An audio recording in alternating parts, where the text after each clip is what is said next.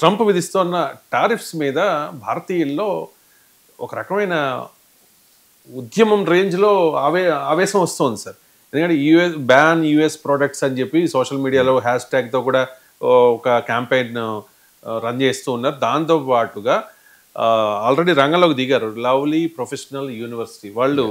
US brands అయిన cocoa Kola, పెప్సీల మీద మొత్తం లవ్లీ ప్రొఫెషనల్ యూనివర్సిటీలో బ్యాన్ పెట్టారు సార్. ఇప్పుడు ఆ ఉద్యమం ఊపందుకుంది. సో ఈ ఉద్యమం ద్వారానైనా మనం ట్రంప్ని ఏమైనా దారికి తీసుకొచ్చే అవకాశం ఉందా?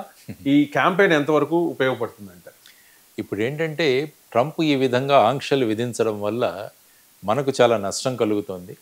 అంటే బేసిక్గా మన ఎగుమతులు ఏవైతే ఉన్నాయో వాటి మీద ప్రభావం పడుతుంది. అందువల్ల మనం కూడా వారికి టారిఫ్లు విధించాలి. ఆ తర్వాత మనం కూడా అమెరికన్ ప్రోడక్ట్స్ ఏవైతే ఉన్నాయో వాటిని బ్యాన్ చేయాలన్నది ఒకటి నడుస్తుంది. యాక్చువల్గా స్వదేశీ జాగరణ మంచ్ అన్న సంస్థ ఏదైతే ఉందో వారు ఎప్పటి నుంచి కూడా స్వదేశీ ప్రొడక్షన్స్ ఇవన్నీ కూడా తీసుకురావాలి. ఈవెన్ రామ్దేవ్ బాబా గారు వీళ్ళందరూ కూడా మనం బయట నుంచి కుర్కురేలు ఇలాంటివన్నీ కూడా బయట నుంచి తెచ్చుకునేవాళ్ళం. కానీ ఇప్పుడు వాళ్ళు ఏమంటున్నారంటే మనమే ఆ విధంగా తయారు చేసుకోవచ్చు అన్న దీంట్లో వచ్చింది. సో ఇప్పుడు ముఖ్యంగా ఈ టారిఫ్ల గొడవ వల్ల ఐ థింక్ లవ్లీ యూనివర్సిటీ పంజాబ్లో పంజాబ్ వారు ఈ విధమైన నిర్ణయం తీసుకున్నారు. యాక్చువల్గా మీరు చూసుకుంటే పెప్సీ, కోకోకోలా అన్నది వీటిలో పెస్టిసైడ్స్ ప్రమాణం చాలా ఉంటుంది. వీటిలను ఆరోగ్య దృష్ట్యా కూడా తీసుకోవద్దని ఆయన రామ్దేవ్ బాబా గారు ఎప్పటి నుంచో చెబుతున్నారు. సో అట్లీస్ట్ ఈ ట్రంప్ వల్ల ఇటువంటి ప్రమాదకరమైన పానీయాలు ఏవైతే ఉన్నాయో వాటి మీద ఈ లవ్లీ పంజాబ్ యూనివర్సిటీ వాళ్ళు తీసుకున్న నిర్ణయం సబబే. అట్లీస్ట్ మన ఆరోగ్యాలు బాగుపడతాయి అన్నది. దీనివల్ల ఏంటంటే ఈవెన్ ప్రధానమంత్రి గారు కూడా ఏం చెబుతున్నారంటే మేక్ ఇన్ ఇండియా అన్న కాన్సెప్ట్ ఏదైతే ఉందో దాన్ని బయటికి తీసుకురావాలన్నది వారు ప్రధానంగా కోరుకుంటున్న విషయం. అంటే మేక్ ఇన్ ఇండియా అంటే ప్రతి ప్రోడక్టు మనమే తయారు చేసుకోవాలి. ప్రతి ప్రోడక్టు మనమే తయారు చేసుకొని దానివల్ల ఏంటంటే మన ఉత్పాదకత పెరుగుతుంది, మనకు ఉద్యోగాలు వస్తాయి. సో ఆ విధమైన చర్యల్లో భాగంగా మేక్ ఇన్ ఇండియా కాన్సెప్ట్ మనం ముందుకు తీసుకెళ్తున్నాం. దానితో పాటు ఈ విధమైన ఒక టోకెన్ యాక్టివిటీ ఏదైతే వాళ్ళు లవ్లీ పంజాబ్ యూనివర్సిటీ వాళ్ళు చేస్తున్నారో దానివల్ల ఒక నిరసన అన్నది వ్యక్తం చేసే ఒక స్వభావం ఏదైతే ఉంటుందో దాన్ని మనం వ్యక్తం చేస్తున్నాం.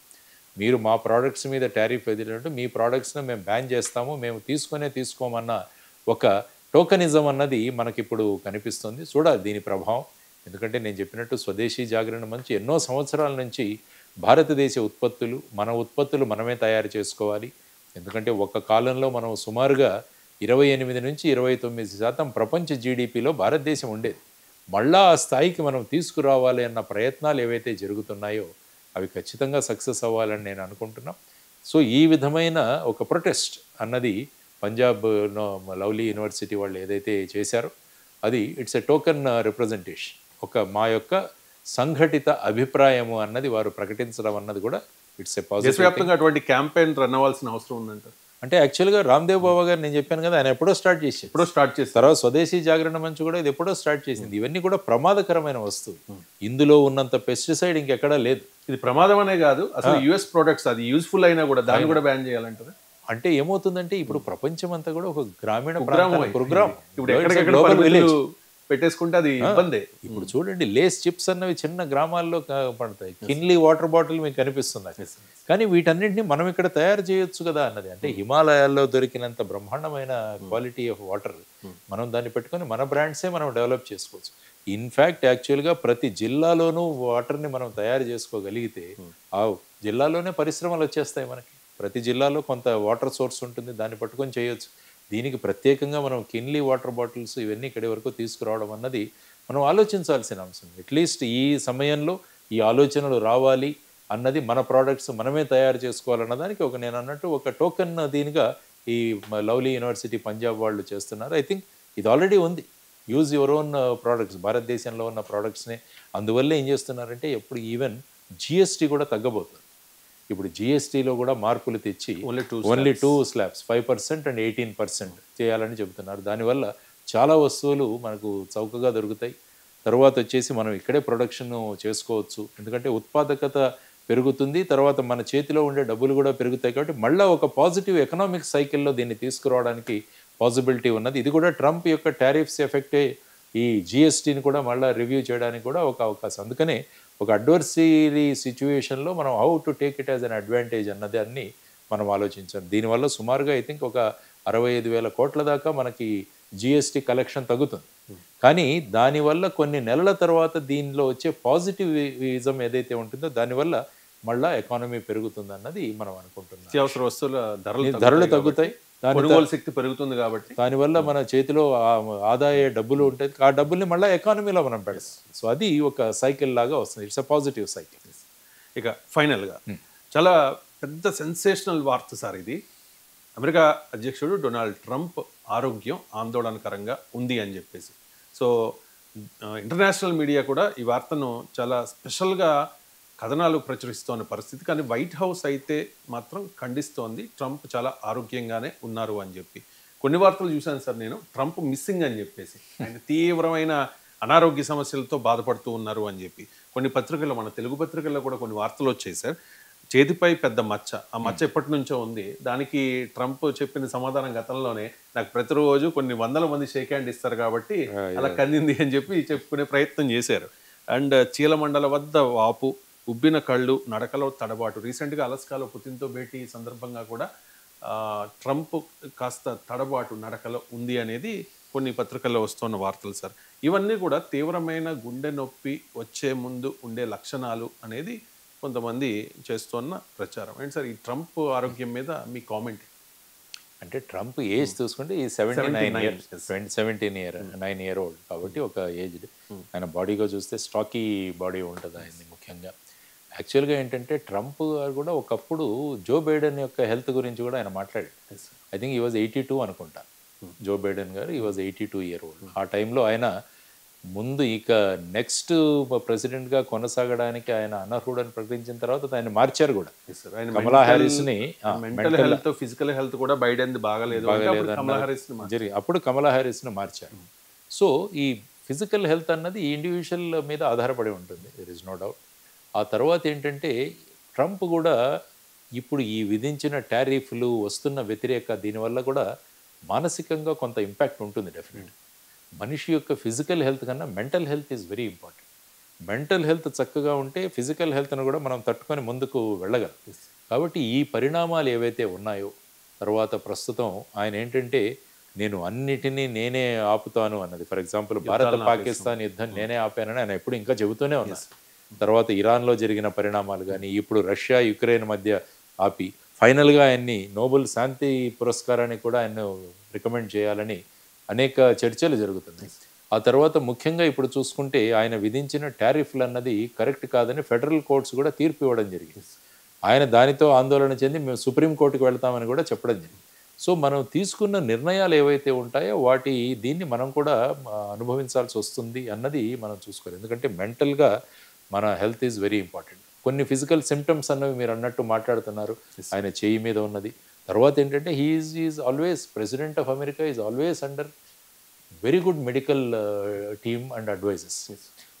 వైట్ హౌస్లో ప్రతిరోజు ఆయన మెడికల్ చెకప్స్ జరుగుతాయి. తర్వాత మెడికల్ బులెటిన్స్ ఏమన్నా ఉంటే రిలీజ్ చేస్తే, కొన్ని రోజుల క్రితం కొంత ఏదో పేపర్స్లో అక్కడ వస్తే దాన్ని కూడా ఖండిస్తూ మెడికల్ రిపోర్ట్ కూడా రావడం జరిగింది.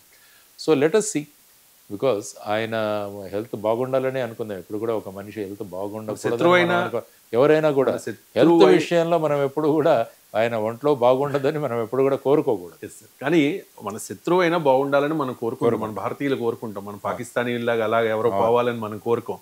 కానీ ట్రంప్ ఈ టారిఫ్స్ వల్ల, ఈ ట్రంప్కి ఒకవేళ ఏదైనా అయితే అవ్వాలని కోరుకోం, కానీ అయితే ఈ టారిఫ్ల నుంచి మనం బయటకు పడవచ్చు. గతంలో ఉండే అమెరికా భారత్ సంబంధాలు మళ్ళీ పునరుద్ధరించబడతాయి అనే అంచనాలు కూడా ఉన్నాయి సార్ వాస్తవం. ఎందుకంటే రిపబ్లికన్ పార్టీ అన్నది అధికారంలో వచ్చినప్పుడు వాళ్ళు మెయిన్గా ఇంతకుముందు నేను చెప్పినట్టు America first, make America great again. Even Donald Trump కావచ్చు, జేడీ వ్యాన్స్ కావచ్చు, వీరిద్దరు కూడా చేసిన ముఖ్యమైన ప్రచారం ఇది. ఆ ప్రచారం వల్ల మళ్ళా అమెరికాలో అమెరికన్ల యొక్క ప్రాబల్యం పెరగబోతోంది. తర్వాత మళ్ళా వాళ్లకు తగిన ఉద్యోగాలు దొరుకుతాయి. ఇవన్నీ కూడా ప్రజలు ఆశించి రిపబ్లికన్ పార్టీని కోరుకున్నారు ప్రజలు. సో ఇప్పుడు ఆ విధంగా ఆయనకు సమ్ రెస్ట్ తీసుకోవాల్సి వచ్చిన next in command JD Vance is already there. Suppose ఆయన డాక్టర్స్ అడ్వైజ్ చేస్తే టేక్ సమ్ రెస్ట్, మీ దీని నుంచి కొన్ని రోజులు రెస్ట్ తీసుకోండి అంటే ఆ టైంలో JD Vance will take over. JD Vance వస్తే ఏదైనా వైఖరిలో మార్పు ఉండొచ్చు సార్? అంటే ట్రంప్ శిష్యుడిగా ఆయన బిహేవ్ చేస్తారా, లేకపోతే ఆయనకి ఆంధ్రాతో లేకపోతే భారత్తో ఉన్న అనుబంధంతో ఆయన ఏమైనా కొంచెం సాఫ్ట్ కార్నర్ చూపించే అవకాశం ఉంటుందా ఇండియా మీద? అనుకోలేదు. మరి కమలా హారిస్ గారు కూడా ఇక్కడే మన భారతదేశంలో చెన్నై తమిళనాడు ప్రాంతానికి జన్మించిన ఆయన అని అన్నారు. కానీ they will go by party principles. అప్పుడు డెమోక్రటిక్స్ అన్నారు, ఇప్పుడు రిపబ్లిక్స్ ఏవైతే ఉన్నారో వాళ్ళ ఎలక్షన్ మేనిఫెస్టోస్ కావచ్చు, లేకుంటే వాళ్ళ విజన్ కావచ్చు, దీన్ని మనం ఇంప్లిమెంట్ చేస్తాం. వాళ్ళ యొక్క సంబంధాల వల్ల కొద్దిగా మార్పు ఉండొచ్చు, కానీ ఫైనల్గా they will go by this. ఎందుకంటే ఒకటి ఆల్రెడీ ఆయన స్టార్ట్ చేస్తున్నాడు. స్టార్ట్ చేసిన తర్వాత దాన్ని సడన్గా ఆపేయడం అన్నది అందరూ కోరుకుంటున్నారు. ఈ టారిఫ్ల మీద మీరు కొంత నియంత్రణ పెట్టండి అని. ఫైనల్గా ఇది ఒకప్పుడు కోర్టు మ్యాటర్గా మారింది. ఫెడరల్ కోర్ట్స్ 7:4లో 7 న్యాయవాదులు 4 న్యాయవాదుల రేట్లో దిస్ ఈజ్ నాట్ కరెక్ట్. మీకు అధ్యక్షుడిగా మీకు ఒక బాధ్యత ఉంది, మీకు ఒక అధికారం ఉంది, కానీ దాన్ని ఈ విధంగా ఉపయోగించడం సరికాదు అని ఆ కోర్టులు కూడా చెప్పడం జరిగింది. ఈ సందర్భంగా ట్రంప్ వ్యాఖ్య కూడా ఏంటంటే మేము సుప్రీంకోర్టుకు వెళతాము అని అన్నారు. సపోజ్ ఈ కోర్టుల తీర్పు వల్ల అమెరికా చాలా నష్టపోతుందని ఆయన వ్యాఖ్యానించడం కూడా జరిగింది. సో రాబోయే కాలంలో చూడాలి మరి ఈ టారిఫ్ల గురించి ఏ విధంగా అక్కడ ఉన్న సుప్రీంకోర్టు ఏ విధంగా స్పందించబోతుంది, దాని ప్రభావం మళ్ళా ఏ విధంగా ఉంటుంది, దాని ఇంప్లిమెంటేషన్ ఏ విధంగా ఉంటుంది, ఇదంతా కూడా వేచి చూడాల్సిన అంశం. Let us hope that Trump health will be good. ఆయన ఆరోగ్యం బాగుంటుందని కోరుకుందాం. ఎస్పెషల్లీ మెంటల్ గా ఫిట్ గా ఉండాలి. ఎందుకంటే ఆయన తీసుకునే నిర్ణయాలు చాలా టెర్రర్ గా ఉంటున్నాయి ఈ మధ్య కాలంలో. ఆయన ఏదో ఒక సెన్సేషనల్ నిర్ణయాలు తీసుకోవాలని, ప్రతిరోజు ఒక నిర్ణయం ప్రకటించాలన్న ఆ మానసిక ఈ స్ట్రెస్ కూడా, అంటే మెంటల్ స్ట్రెస్ కూడా it leads to your physical health మీద చాలా ప్రభావం చూపిస్తుంది. అది సార్, ఇంతకుముందు ట్రంప్కి ఈ ట్రంప్కి చాలా తేడా ఉంది. అసలు ఏంటి ఈయన ఏమైనా బాడీ డబలా అనే కొంతమంది అంటూ ఉన్నారు. అండ్ ఆయన ఎక్కువగా రెచ్చగొట్టిన ఆయనకు నెక్స్ట్ ఇంకా టెన్యూర్ లేదంతే. మాక్సిమం అమెరికాలో 2 టెన్యూర్స్, ఒకటి ఆల్రెడీ అయిపోయింది, ఇంకోటి ఆయన ఈ టెన్యూర్లో ఒక శాశ్వతంగా ట్రంప్ యొక్క ప్రభావం అమెరికా మీద చూపించాలన్న ఒక కోరిక కూడా ఆయనకు ఉంది. అంటే మళ్ళా అమెరికాను will make America great again అన్నారు. తర్వాత మిగతా దేశాలన్నీ కూడా అమెరికాను వాడుకొని వాళ్ళు బాగుపడుతున్నారు, మా దేశాన్ని ఉపయోగించుకుంటున్నారన్న ఆయన ప్రకటన. అక్కడ కూడా ప్రజలు రెస్పాండ్ అవుతున్నారు. కానీ ఈ టారిఫ్ల వల్ల ఫైనల్గా నష్టపోయేది ఎవరంటే అమెరికన్లు కూడా. ఎందుకంటే రేట్లు అక్కడ పెరిగాయి. ఆల్మోస్ట్ 22 to 26% ఆఫ్ ఈ టారిఫ్స్ ప్రభావం ప్రజల మీద ఉంది. వాళ్ళు అబ్జర్వ్ చేసుకుంటున్నారు. ఎందుకంటే వాళ్ళకు కూడా కఠినమే కదా. ఎందుకంటే ఇది 100 రూపాయలు కొన్న వస్తువు రేపు 150 రూపాయలు కొనాలంటే వాళ్ళ ఆర్థికంగా కూడా వాళ్ళు కూడా నష్టపోతారు. సో ఆ విధమైన ఆలోచనలతో ఆయన హెల్త్ బాగుండి మంచి నిర్ణయాలు తీసుకోవాలి. భగవంతుడు మళ్ళీ మన హెల్త్ బాగు చేశాడన్న దాంట్లో మనం అందరికీ మంచి చేద్దామన్న దీంట్లో ఆయన వెళితే బాగుంటుంది. So let us hope that Trump will be in good health, pink of his health. Right sir.